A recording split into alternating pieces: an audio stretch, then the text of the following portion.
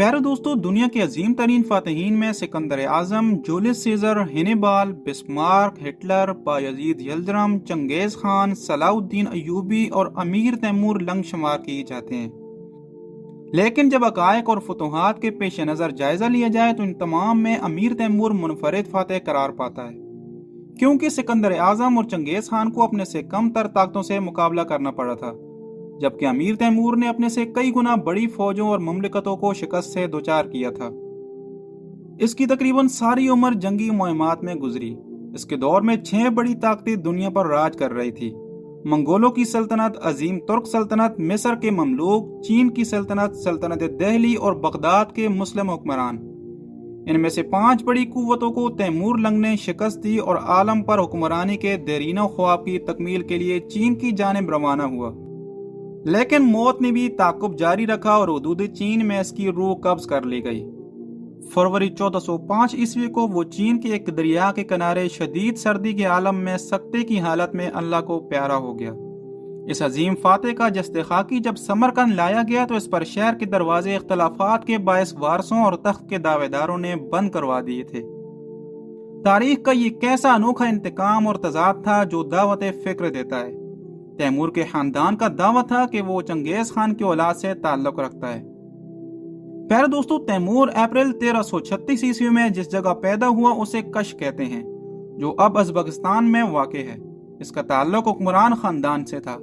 तैमूर बचपन ही से ज़हीन, शुजा और दलेर था। इसकी तालीम वाजबी सी थी, लेकिन तरबियत और फ़नून सिपाहगरी में वो हद दर्जा माहिर था। मुअर्रिखीन ने लिखा है कि तैमूर खूबियों और खामियों का मजमुआ था। उसने मकबूजा इलाकों में कत्लेआम के भी अहकामात दिए।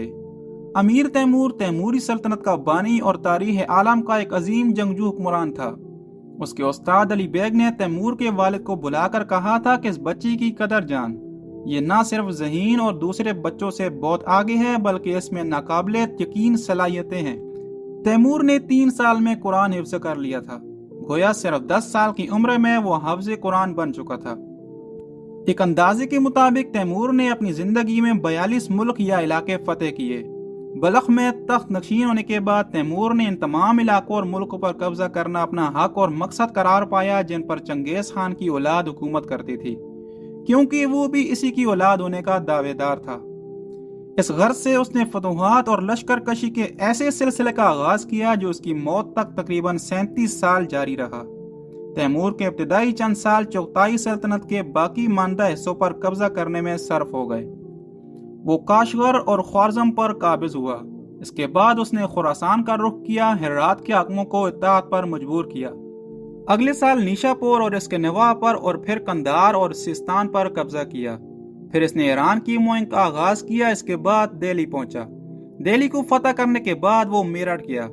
1399 ईस्वी में तैमूर समरकंद से अपनी आखिरी और तवील तरीन मुहिम पर रवाना हुआ।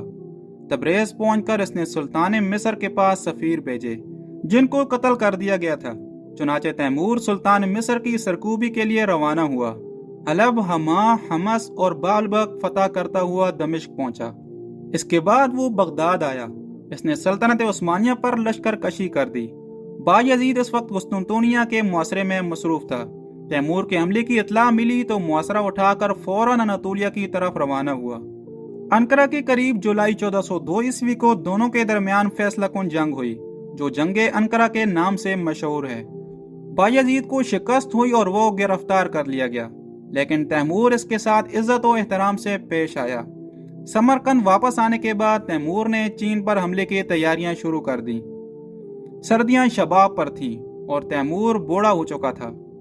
दरिया को पार करके जो मुंजमद हो चुका था, जब वो दूसरी तरफ पहुंचा तो सर्दी की वजह से उसकी तबीयत खराब हो गई और उसी जगह 1405 ईस्वी को उसका इंतकाल हो गया। इसकी लाश समरकंद लाकर दफनाई गई। प्यारे दोस्तों, फतूहात की वसअत के लिहाज से तैमूर का शुमार सिकंदर आजम और चंगेज खान के साथ दुनिया के 3 सबसे बड़े फातह सिपहसालारों में होता है। तैमूर की बहैसियत एक सिपहसालार हैरत अंगेज सलाहियतों से इनकार नहीं किया जा सकता, लेकिन इसने इस खुदादाद सलाहियत से जो काम लिया इस पर तनकीद भी होती है, और ये भी कहा जाता है कि इसका मकसद जाती शोहरत और नामवरी था।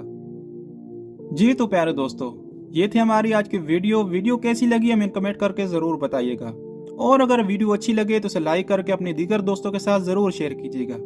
ایسی مزید انٹرسٹڈ اور اسلامک ہسٹری سے متعلق ویڈیوز دیکھنے کے لیے ہمارے چینل کو سبسکرائب کیجیے۔ ملتے ہیں ایک نئی ویڈیو کے ساتھ، تب تک کے لیے اپنا خیال